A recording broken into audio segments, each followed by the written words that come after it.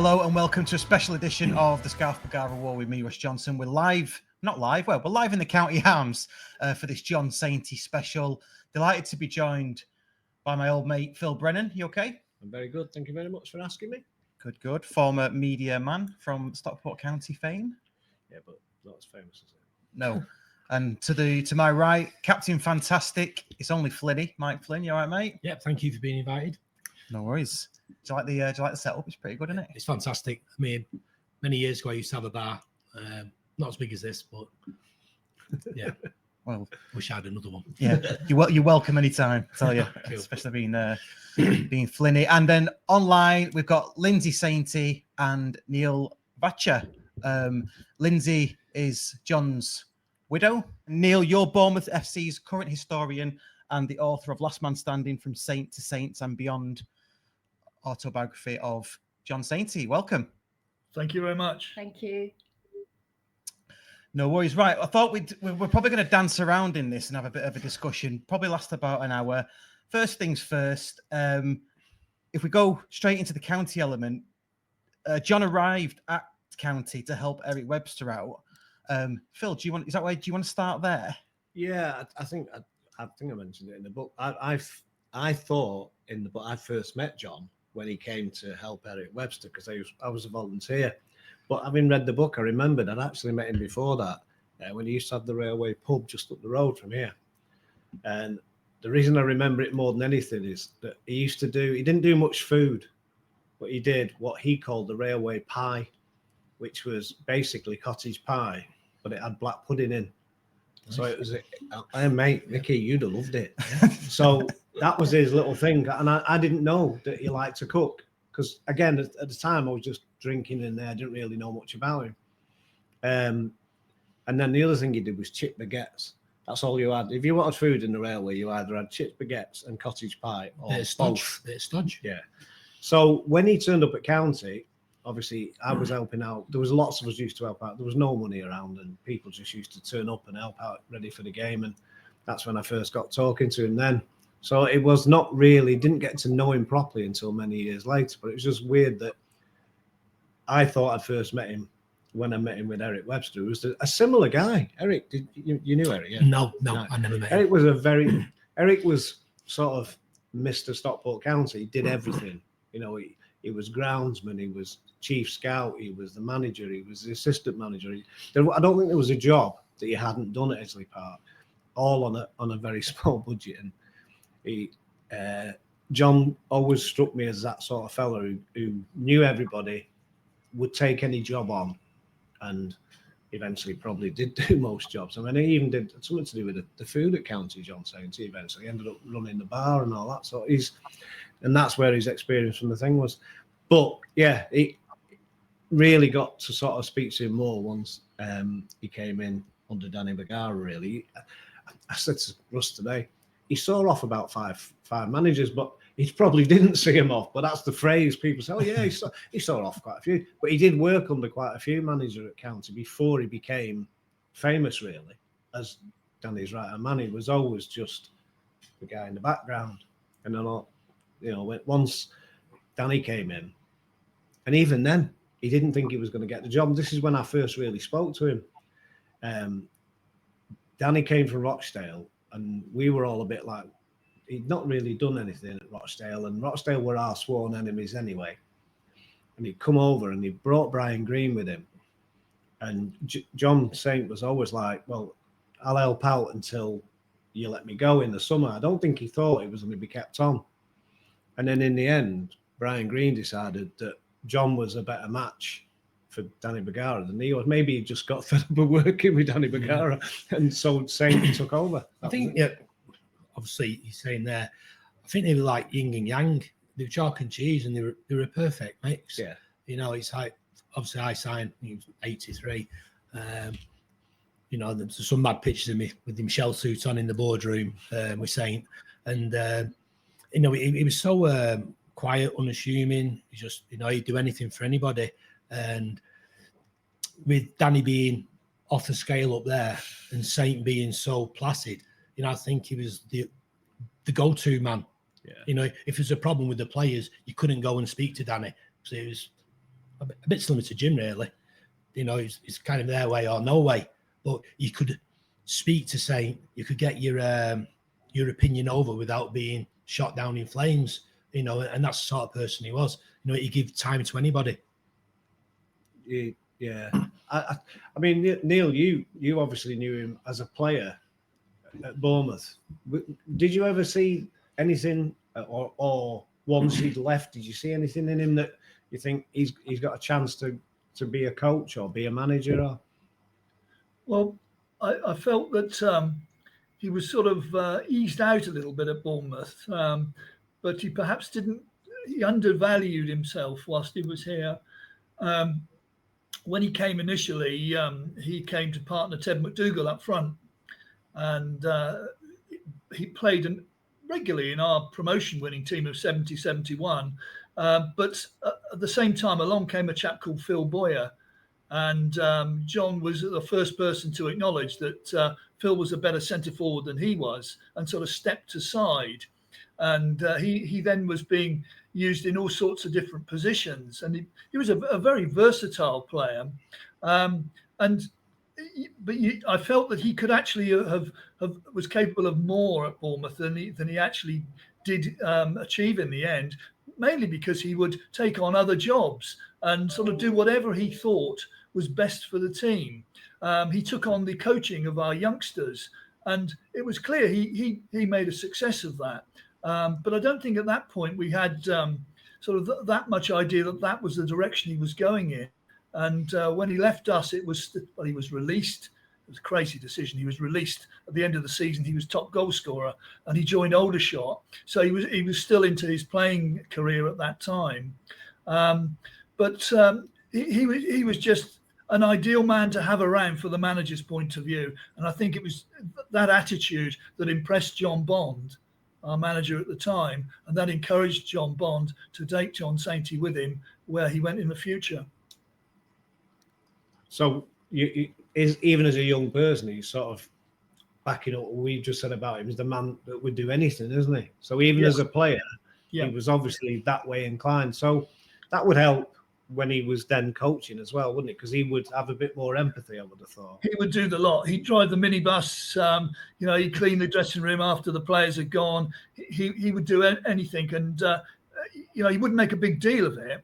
And I must admit, when I was a young fan watching the Cherries in the early 70s there, I thought John was a bit of a no-nonsense character, take no prisoners, stand no nonsense. But it actually turned out when I met him, he was quite different. It was strange, but he was just the ideal sort of guy. Every team wanted somebody like John, really. Not everyone was lucky enough to have one. No. I mean, I think going back to county now, you've got your Dave Conlon, who's your John Sainty. He's your go-to man. And he's got very, very similar attributes. Dave's very unassuming. He's very, very clever. He speaks to everybody. He does everything. Goes out of his way to help people. And I think it's a trait that possibly the clubs have within them. They kind of nurture these people, and that's how they turn out to be. Or is it just that they're all good guys? I mean, I've played football for many, many years, and there's not a lot of good guys like them people are about. No, I think John was one of those good guys. He'd been involved with coaching even at Tottenham when he was a youngster himself. As a 17 or 18-year-old, he was coaching Tottenham's 12, 13, 14-year-olds. So he'd already had experience of coaching. But, I think he had more to offer as a player than perhaps eventually he was allowed to show. It was just the way things turned out. As it happened, he developed into an absolutely first-rate coach. So he drew the benefit of starting that road earlier than he might otherwise have done. Yeah, I mean, one of the things like you touched on there, that he stepped aside as such for Phil Boyer. Yeah. Obviously Ted McDougall, Phil Boyer have gone on to become famous names, whether you support Bournemouth or not. But John, I think that selflessness, getting it right, selflessness that he shows there as a player. I remember, and it's covered in the book as well, there's a bit where we signed Big Kev, and Kev was seen as just a target man, a big 6'7", 6'7". He was seen as just a battering ram, and one of John's first things that he taught Kevin was to get the ball under control and dribble. And when we started to watch Kevin, it was a sight to see a 6'7", 17 stone, size 12 feet. And people always say, "Oh yeah, he just scored all his goals with headers." If you watch Kevin Francis's goals, I bet there's 60-70% of them with his feet.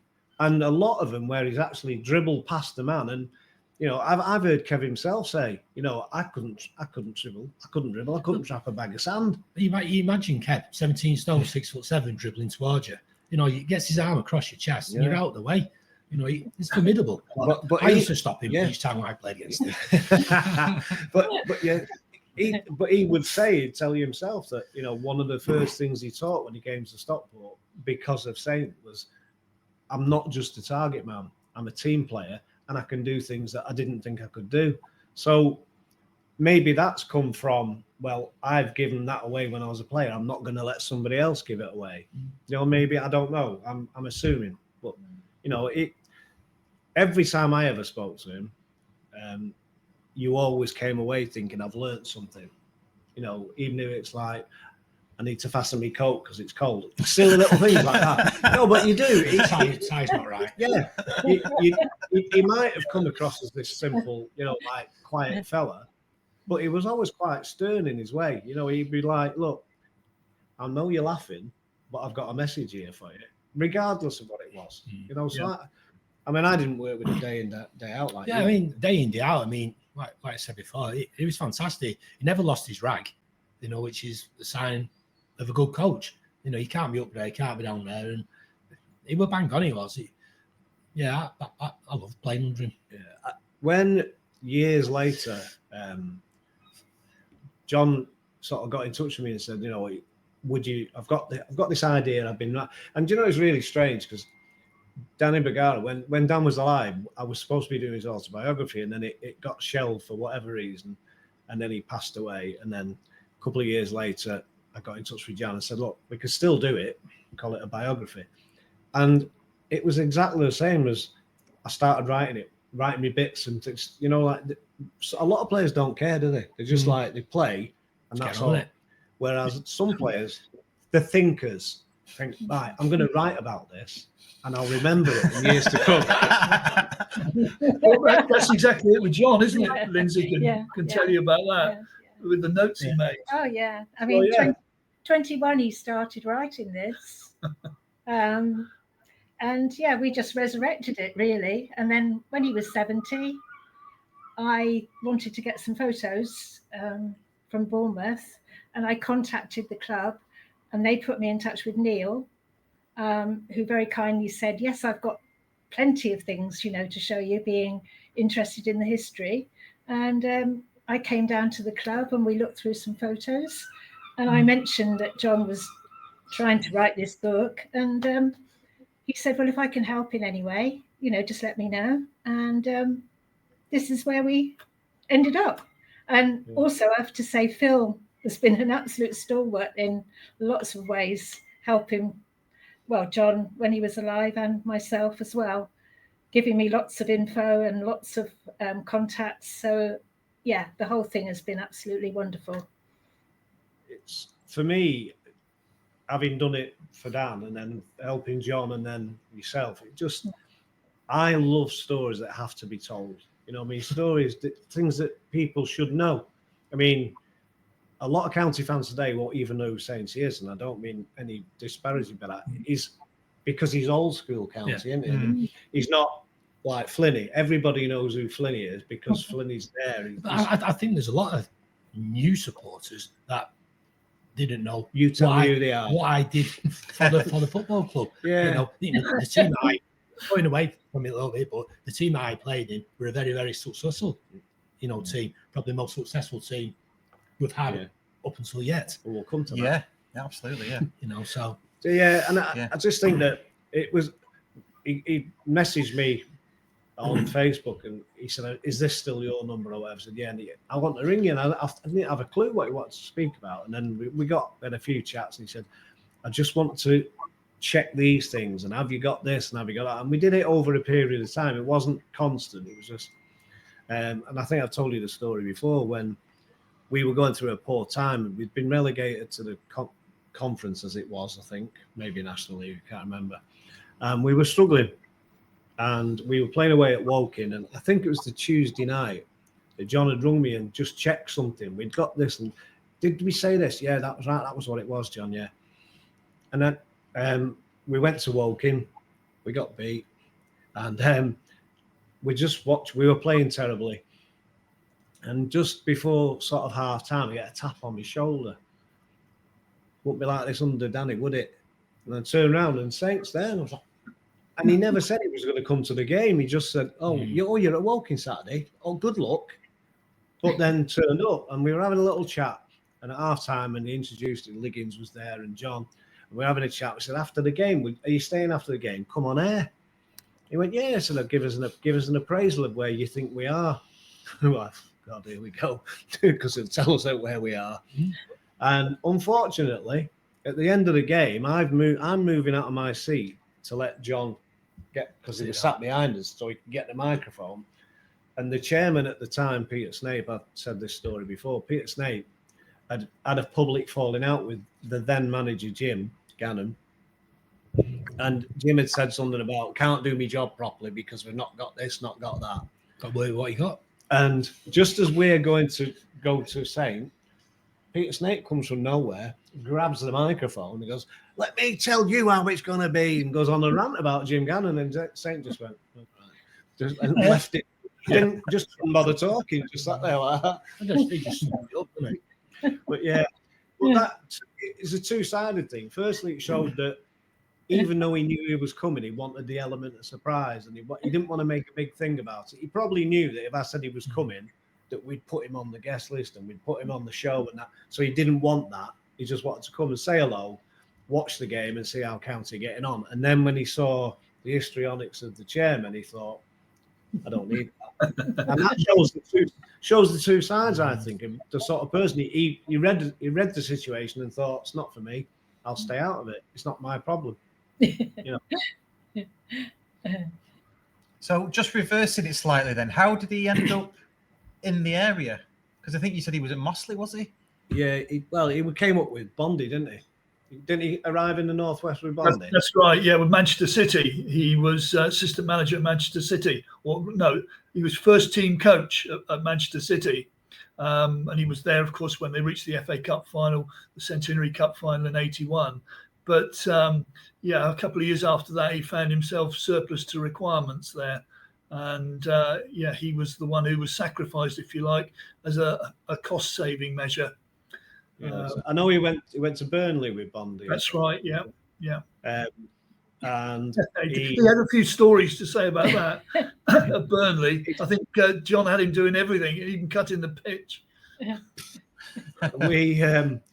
There's a man doing every job. Yeah. But yeah. So, and I know he had a fair. He took over at Chester, and I know he did okay at Chester with no money, very small squad of players, and then he left of his own accord, I think, in the end. Yeah, I think he felt he'd failed, but he was assured by the chairman at the time that he hadn't failed at all. He'd done well to hold everything together. That, like most clubs in that position, they were cash strapped. He did what he could with the resources, but he felt, I'd let you down, but actually he hadn't. He'd done them an enormous favour by going there in the first place and actually keeping the place together whilst things were sort of crumbling outside. Mm. Well, didn't they reach the Autoglass Northern finals? I know they beat Bolton to get to. Yes, that's right. Yeah. So then again, when he was at Mossley, he was in the pub. That's when he got the pub, wasn't it? He actually moved into the pub, but early 80s sort of. We moved up to this area.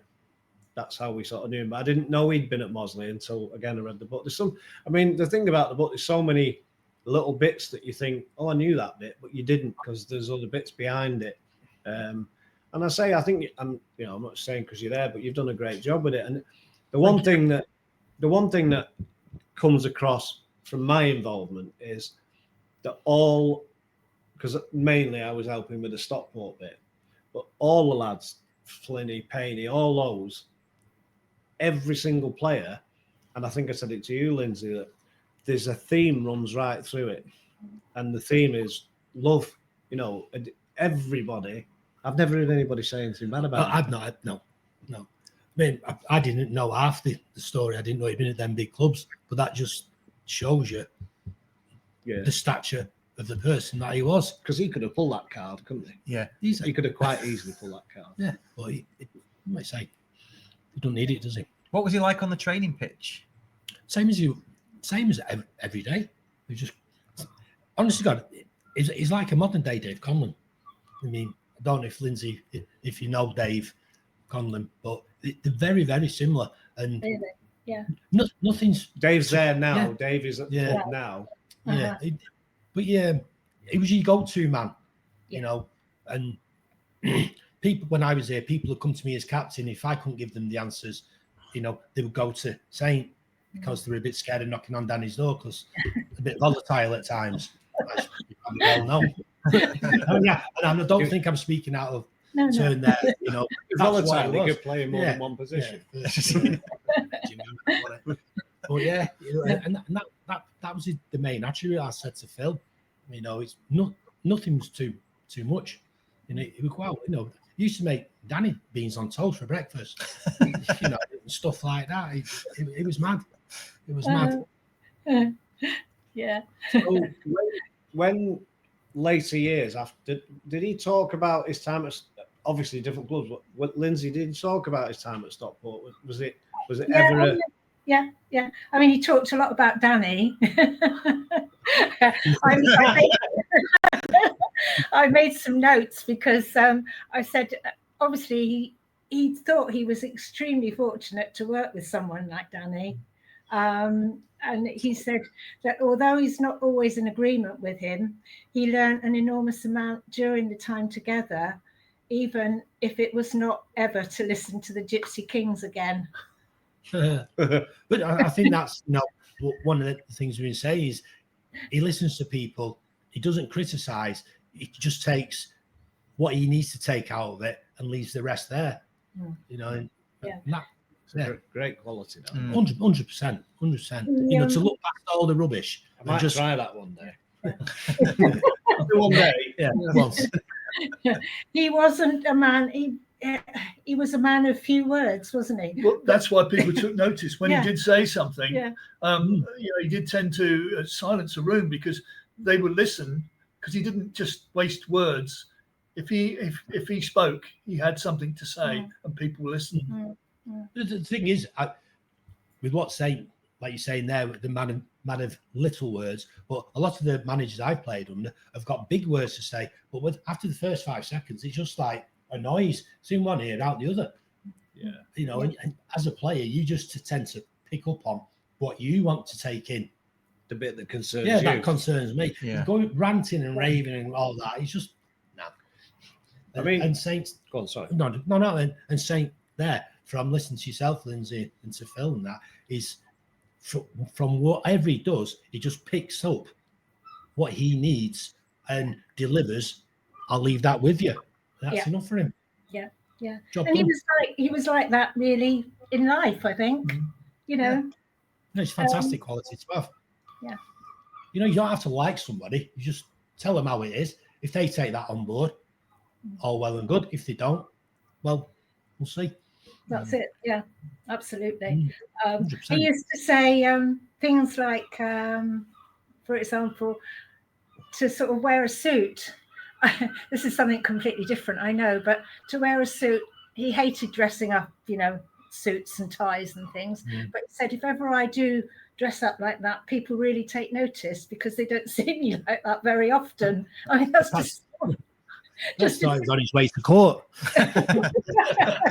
Yeah, well. There's quite a few players that not from county when you read and people in the book where they say, and they all have Like, I know, and when you're writing an autobiography or a biography, you expect that people are going to be nice about somebody, and sometimes you wait for somebody to say something that you think, oh, you can read what you want into it. You know, oh, I know what he's saying there. He's trying to be nice, but he isn't being. But there's none of that. It's all very sincere. And I think it was, I don't know, cannot remember his name. It was a young lad who was a young kid at Southampton. And Simon Bagara put you in touch with him. And because he played with him as a kid at Southampton. And he told, there's a great story in there about how John looks after him. And he'd come over from Ireland and he didn't know anybody. And, you know, that sort of thing is like, that takes a lot of doing. I've got all these players, but I can see that one over there is struggling. So I'm going to have a special little chat with him and we'll talk. It's good quality, isn't it? As a manager, you need to know which players can take a blasting, which players need an arm round them, which need a little word in their ear. You know, you've got to identify these little things. You know, a lot of players I played with at Stockport under different managers would go under, you know, and that's where your Sainty and your Conlons come in.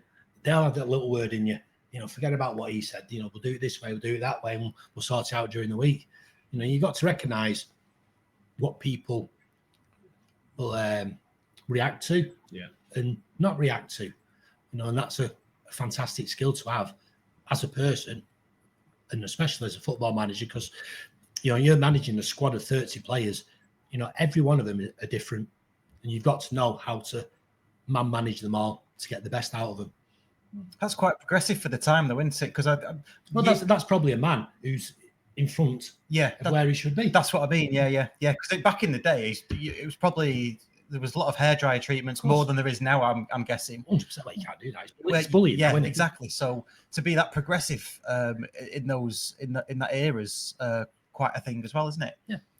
And I suppose really to couple with that is.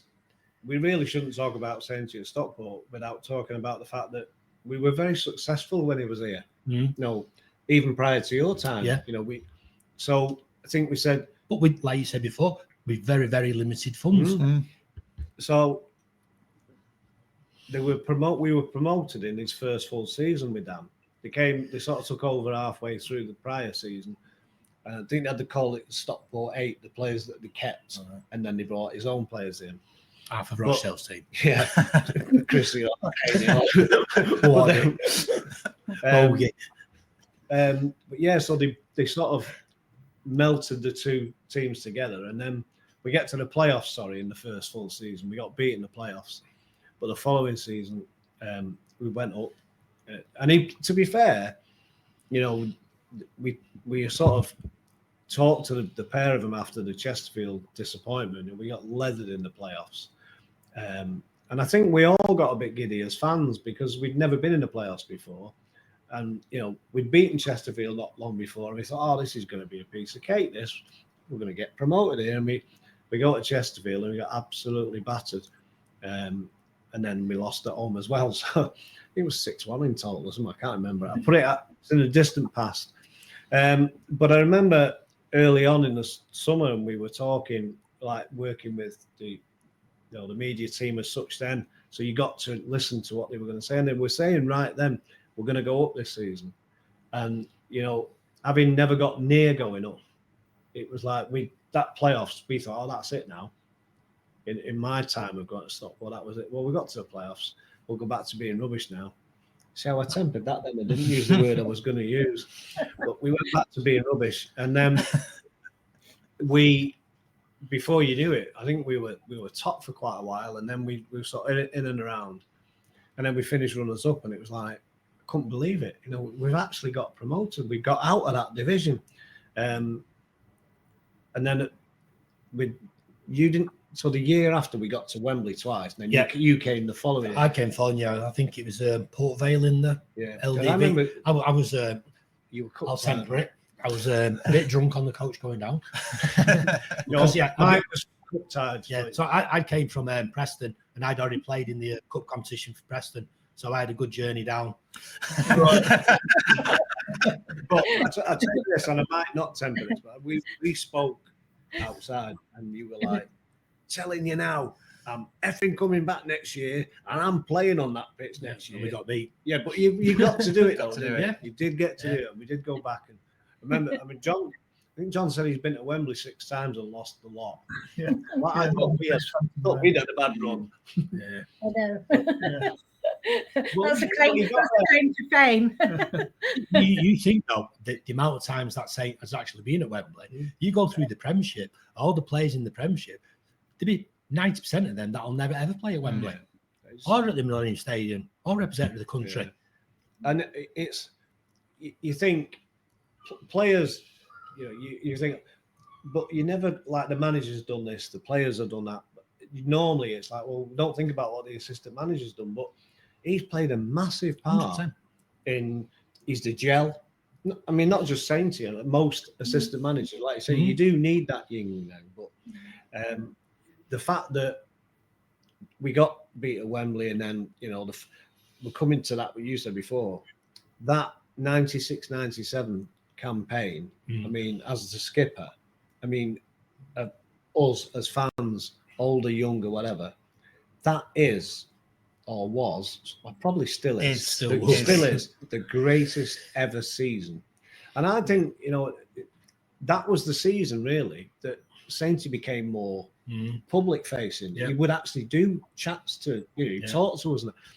Before that season, he was always happy to be in the limelight. But if you think prior to that, years and years ago, he's managing non-league players, then he's managing poor players in the poor league, and now he's managing players that are getting to semi-finals of cup competitions, playing against World Cup winners, Janino thing. So he's pitting his wits against all these top managers and getting fantastic results with a squad of players that were probably punching above the weight, but we were a very good team, or an underestimated team. I was going to ask you about the difference in the dynamic from when he was working with Danny. He was happy to be the man who. What was the dynamic like between Jonesy? Very, very, very similar. Was it? Dave, well, I say very similar. I say Dave was probably similar to Saint. Yeah. They were very calm, which led to a calm changing room.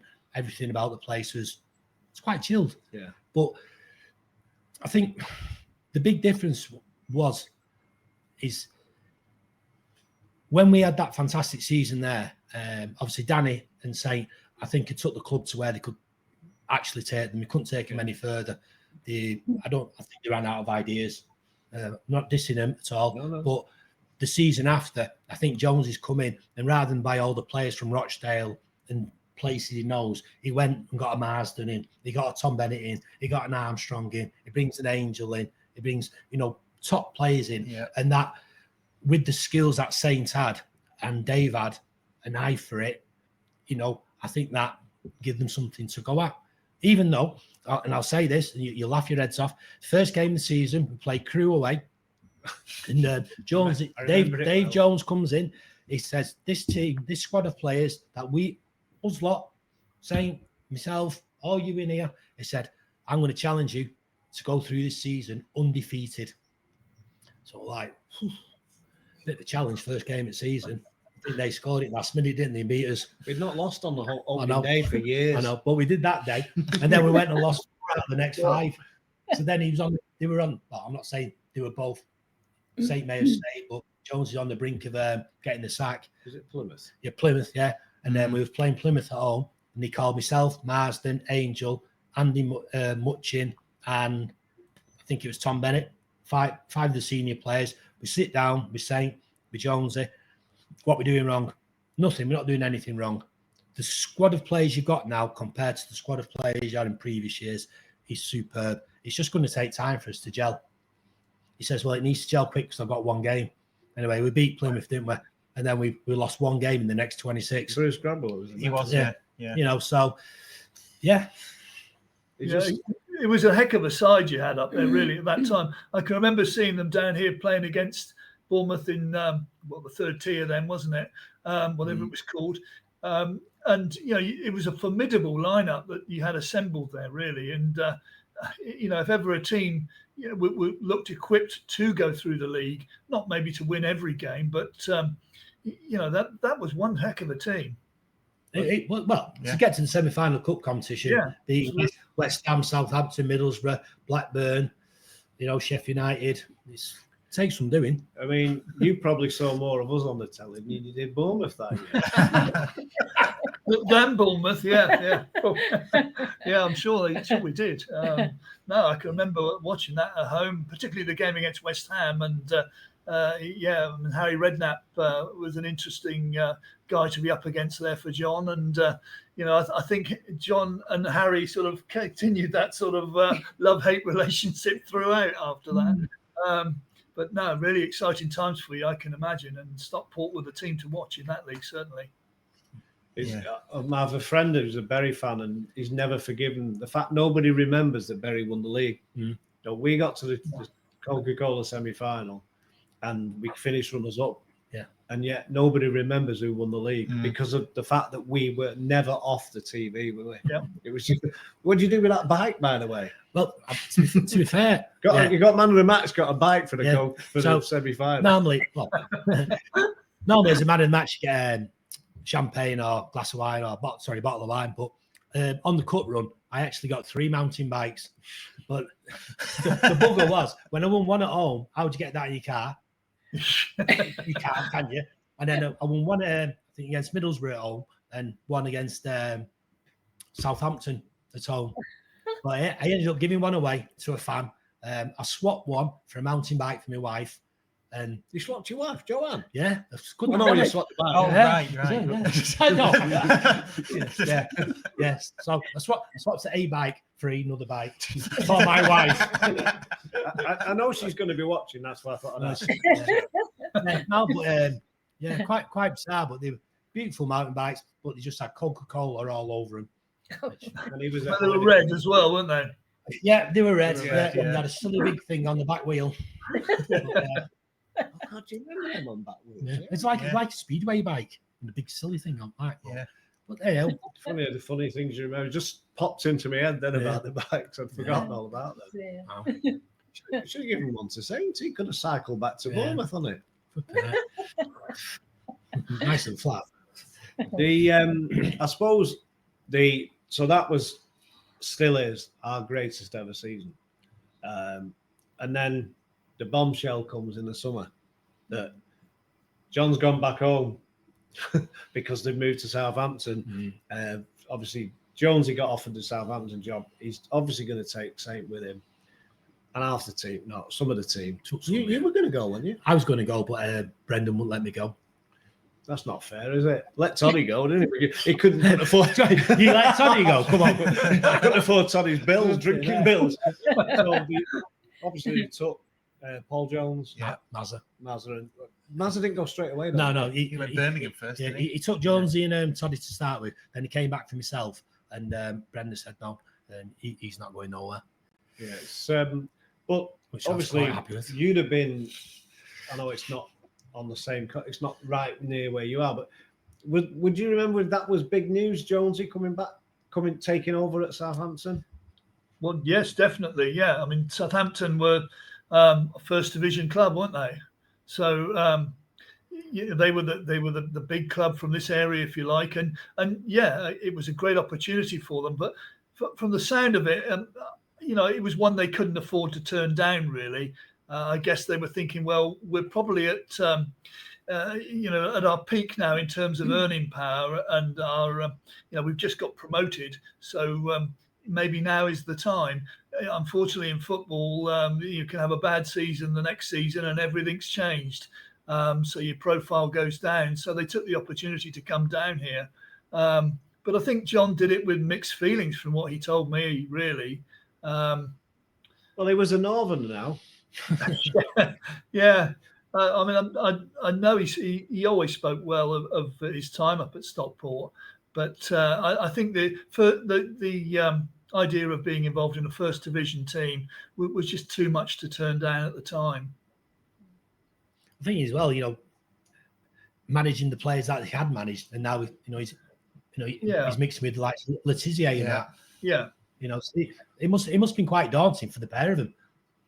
well, suddenly you've got a lot of stars in that dressing room, and the first thing you've got to do, as you will know, is to get their respect, isn't it? And sometimes when managers come from a lower division, that can be difficult. But I think John quickly won the respect of the players, and the results followed really, and that does it for you normally, doesn't it? I think that was one of the things that he had at County. The squad of players we had in that team, there was no Billy Big Balls. We were all just dead level-headed. We'd run through walls for each other. We'd do anything. I think there was an issue with Matt Le Tissier, because the Saints fans, obviously, to them, he's legord, isn't he? And they wanted him playing every week. And I can remember a story, which I think it is in the book there, where John used to say that at the stadium, they used to walk from the dressing room down across well, not across the pitch, but alongside the pitch to the dugout. And every time he did that, there were supporters there in the front that would heckle him and say, is Matt playing? Is Matt playing? And if he was, John could smile and wave and say hello. But if he wasn't selected for any reason, John used to find an alternative route so he could avoid that. So such is the stat of Matt Le Tissier. I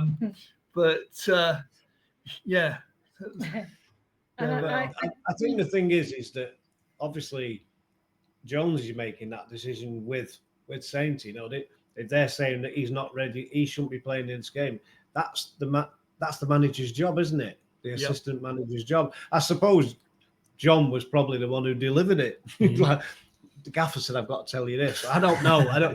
But I would imagine that John would be quite sincere in his approach to somebody with that stature. You've got to be careful. Yeah, I think probably Jones would have addressed it. Obviously, the day before when you're doing set pieces and going through your team, your team sheet and that. And if Tissier wanders over to take the free kick and say, "Whoa, you'll be over there today," but he will have known. Yeah, well before the game kicks off. Fancy telling the Tissier you're not playing. I know. I'm telling you. No, me. Did it? Happened at Burnley. One game when he arrested me. I mean, we should say that even though obviously the two of them had moved to Southampton, the following season, regardless of what anybody thinks, is the highest Stockport County have ever finished in their history. Just missed on playoffs. Led by a man who wasn't allowed to go to Southampton. Yeah. So we, even though it's a shame really, because that season is dismissed, isn't it? But the season, because of the manager, really. It's the legacy that was left by Sainty and Jonesy. Obviously, of course it was. Megson came in, and Megson was a very good manager. He just wanted to win everything he did. Play 5-side on a Friday. Normally it's a bit tippy-tappy. He'd go flying in 2-footing people. His team had to win, and he was driven by winning. And to be fair, I'm not blowing my own thing, but I could have gone somewhere else in the December, another Premiership club. But that was another one that he wouldn't let me go. For me, that season's like our forgotten season. And really, it's a shame because, amongst the fans and stuff, he's not talked about that season because the manager never really people never really took to him, did they? Which is, like you say, he's a good manager. His record says we finished 8th. We did the double over Charlton and they go to the Premier League. Yeah. So there was life after John and Dave, but obviously in the shadow, it wasn't. I think the other thing is, as a fan, you're always waiting to see who else they're coming for. You know what I mean? We lost a lot of those players. They didn't all follow him to Southampton, but over that period, and obviously you were being told you can't go, and everybody else is leaving off. But you used the word legacy then, because I'm of thinking that without that season and without Sainty, without Danny Bagara, without Jonesy, and all the lads from that era, Stotty probably doesn't invest in 2020 because you've built the club to a profile where Stotty's probably thinking, well, we can get back there again. Well, if that doesn't happen, man if that doesn't happen, and you and John Sainty and all that don't do that, Stotty probably doesn't invest, and it just rots in where it was rotting in. To be fair, I have that discussion a lot with people where they go, and I don't like the phrase new fans, but success does bring more fans. But we have fans now that don't understand that without all those people you just mentioned, Sainty, all those people, we wouldn't be where we are. In fact, we probably wouldn't exist. No. Because that's a scary thing, though, isn't it? Yeah. I mean, and there are times when I know personally how close we came to just not existing anymore.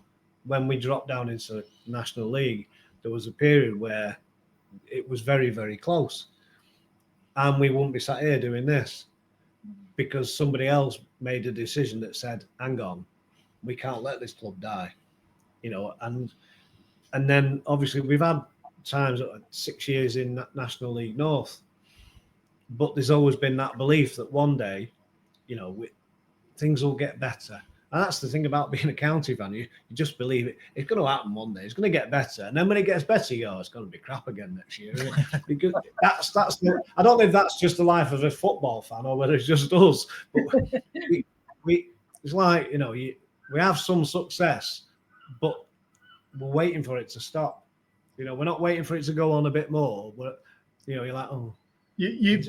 Could I suggest maybe you feel that your players or your manager, your best assets are going to be picked off by a bigger club, perhaps, and that is going to end this run of success, and then you're literally back to basics. I mean, I know Bournemouth at the moment are enjoying obviously their life in the Premier League, but for many, many years we were exactly the same as yourselves. And I can think of an era when John was playing for us in the early 70s under John Bond with Ted McDougall, Phil Boyer and a lot of other players. John decided to move to Norwich City and he took half the team with him. People like Mel Machin, Tony Powell, David Jones. And that was the end, if you like, of the dynasty here in Bournemouth. The following season, 2 seasons later, we were relegated into the 4th division, and we stayed there for. I'm scoring 2 at Preston there. So yeah, I know what you mean, and that's how supporters do feel. You're almost waiting for something dreadful to happen, if you like, to end it. That's the sort of price you pay for the success. I think it's like. Obviously, the players that Dave Jones and Sainty brought in were brought in for no money. They were free transfers, 10, 15 grand here and there. And they were made into Premiership players and sold on. Similar with Bournemouth now, players have been brought in for little money, a few millions, but they're going to Liverpool, they're going, in all over the world, and similarly with the manager there is probably what's happened with County. Yeah, I mean, a player that obviously we brought in, players. We brought in Ian Halliwell, who was a journeyman and was considerably as a joke of a footballer because we were a better team. And then he came in and scored a good goal, Everton. Oh, I know. It was a decent. But when he came to us, I remember people, including myself, thinking, why we signed him? We're now better than that. Mm-hmm. But he slots in, and this is the, Jonesy and Sainty. All of a sudden, he's like, it becomes our centre forward. It was similar to Andy Much. Yeah. It's like a bit past it, but it comes in, does the job. But these people are not signed to start games. They're signed to finish games off and to nurture people in the changing room. Yeah. But as fans, we don't really think like that, do we? When you're in the dressing room, you can see the pattern. Yeah. But as fans, see, that's where the manager and the assistant manager come to the fore because you're in the conversation. Whereas us on the terraces or wherever, we're just thinking, you're excited, we're going to get a new centre forward, and it turns out to be Rotherham's journeyman, and you're thinking, oh, right, okay. We're not going for a promotion this year then. And next minute, it turns out to be, a really good player. So, it does go to show that the hard yards that people like Saint and Jonesy and Danny and all that they put in, they actually know what they're doing. There's a lot of background checks done. Even now, I mean, I've just finished working for United. They look at the kids' Facebook, the Twitter, the school reports, how they are with the peers. They watch everything. When I had to go watch it, Don't just get there for kickoff. Get there, see how he turns up. Is he scruffy? Is he on time? You know, does he react to the coaching staff when he gets shouted at? It's not just what he does on that. It's everything. You know, and if you fail on a few of them, that's them done. It's a lot more in depth as well, though, isn't it? Yeah, 100%. Well, like you say, probably Sainty was way ahead of his time in that. Well, that's what I think, and that's why he works at all these top clubs. Yeah. That's nice to hear. And nobody said anything bad about him. The time after Stockport, perhaps a mention of what John did at Southampton, and beyond that into to the later life. Lindsay, would you like to say something? I mean, Southampton, as I say, I think he loved his, because obviously he was back on the South Coast, but becoming academy director, I think, was his absolute joy. That's what, working again with the youngsters and sort of developing them and developing the academy. He got an awful lot done at Southampton, putting the boys, I suppose, lads, in a lodge, setting that all up. I had a message from Scott McDonald, who was at Southampton. And then I think, did he go on to Celtic and play for Scotland? Yes, he did, yeah. And John brought him from Australia. He went over to Australia a couple of times, and Scott said the same sort of thing as everybody else has said, that he looked after him, you know, made sure everything was okay. You know, a lad from Australia. That was John. I think he just put his heart and soul into making sure that the lads could be as comfortable and as happy as they could be. I think this stems really from maybe his time at Tottenham when he was coaching them from a very young age. And again at Bournemouth for the 2 or 3 years he was involved there. They all spoke highly of him. And I know he was very instrumental in guiding Justin and John Fashanu at Norwich when they came to the club's attention. And so I think he did have this ability to engage with young players and just capture their interest, and they all could relate to him. And I think it's fair to say that he really gave a resurgence to the Southampton academy whilst he was down there. And when you look at the names of some of the players who graduated at different stages, the likes of Theo Walcott, Gareth Bale, Andrew Surman, Adam Lallana, Chris Baird was the lad we were talking about from Ireland. And all these lads experienced John's guidance at some stage during their academy life. And I think that is his forte. Would you agree? Absolutely. Yeah. He loved that time, I think. Yeah. Back to where he started, really, with when he was at Spurs. I think he always said, you know, he had the greatest teacher, Bill Nicholson. I think he really loved Bill. I think he thought the Spurs way was the way, wasn't it? That was indoctrined into him. Yeah. So later on, and I know from speaking to me, he got quite frustrated that he couldn't get a job. He couldn't get back into football. He ended up working in the local hospital to you, didn't he? Yes. I worked at the hospital, private hospital, and I managed to get him a job because he must have written hundreds of letters and contacted, but as he said, there's a time and a place, and my time's finished. He was very philosophical in that way. He just shrugged his shoulders, but I do think things did hurt him more than he ever let on, particularly his treatment at Southampton latterly. And then Belly took him to China, didn't he? Yeah. But he wasn't really very well then. I remember him saying he didn't enjoy going, but he still went. That was the thing about it. He didn't want to let Steve down, did he? He wanted to go, I think, but he picked up some sort of nasty infection while he was there, and he had problems with his leg and just various things, and it wasn't quite what he thought, I don't think. But You didn't like China, did you? No, it was. It wasn't what I expected when we went there. It was very smoky, smoggy. yeah, The food wasn't what we normally eat over here. I think because we were special guests, all the hotels and places we went to, they treated us as royalty, and we was getting peacock, sea slug, sea snakes. It was just like That's a special yes, guest. that's a special guest. And yeah. a lot of it got left. We just had the fried rice at the end, and then we were straight out to McDonald's.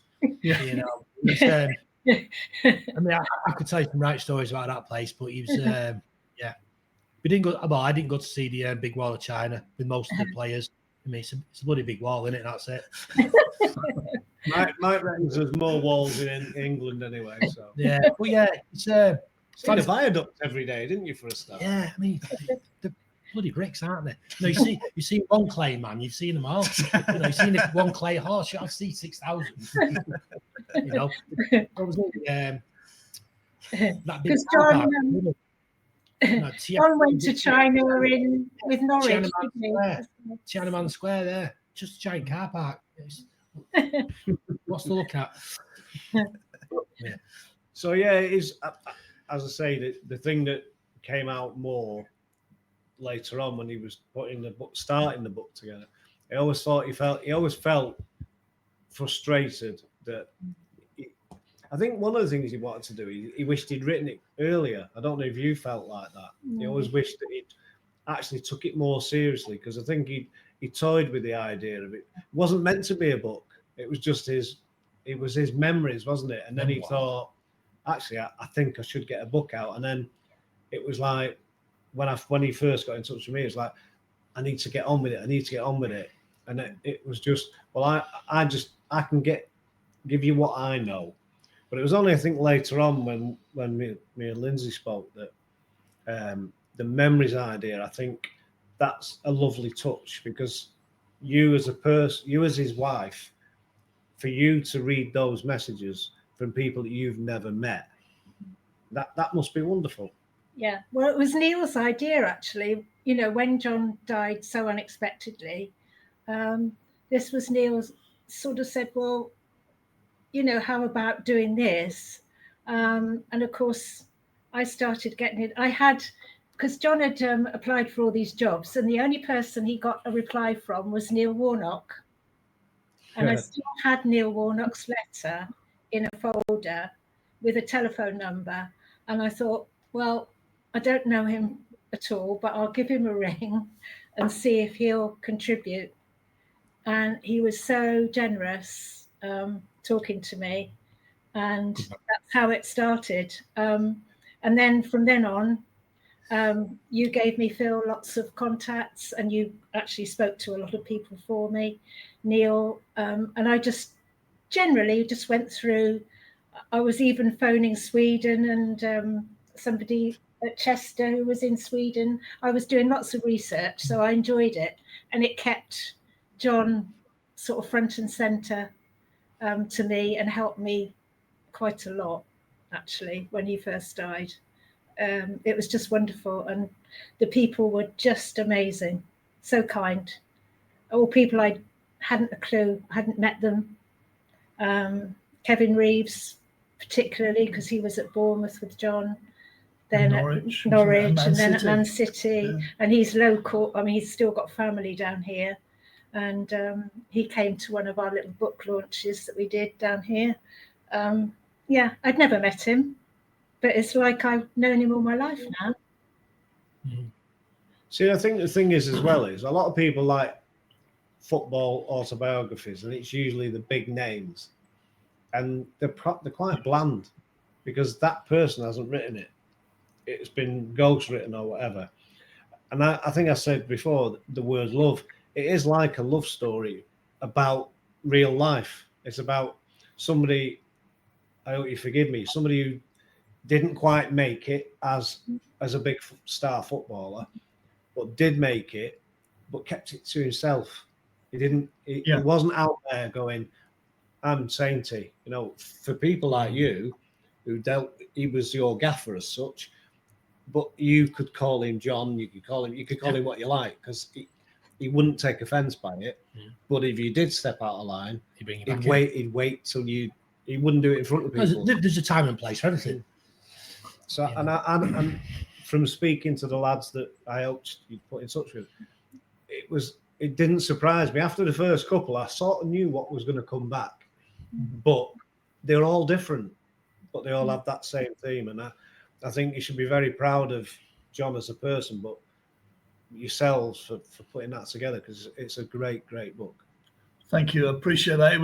It was something that it was always going to be finished, the book, regardless, but it just seemed a nice idea to finish it off as a tribute to John. The words in the book are John's. Okay, I've sort of finished one or two bits off, but they're all essentially John's words, John's thoughts. I just feel extremely privileged to have been given the opportunity to meet John, because as much as I admired him in the 70s when I was a youngster, I never met him until Lindsay introduced us a few years ago. And, what an honour that was. I'm just sad, obviously, that I didn't know him for longer, because he was just a lovely guy to chat to and reminisce with. And, great guy. And had a wicked sense of humour. Yeah, he did. Yeah. Very dry.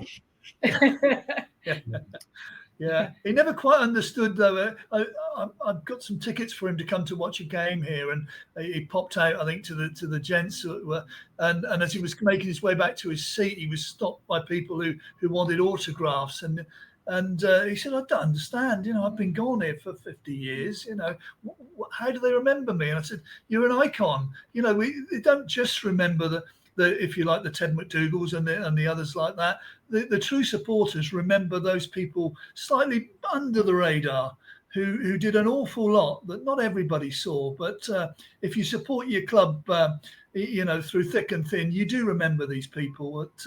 But John was always fascinated that people took the trouble to say hello and ask for an autograph. He always used to say, just to me, when I used to sort of say, people do remember you, and they sort of say, the word legend, but I suppose that here at Bournemouth, he was particular. Well, he was part of the first team that ever won promotion as a Football League club.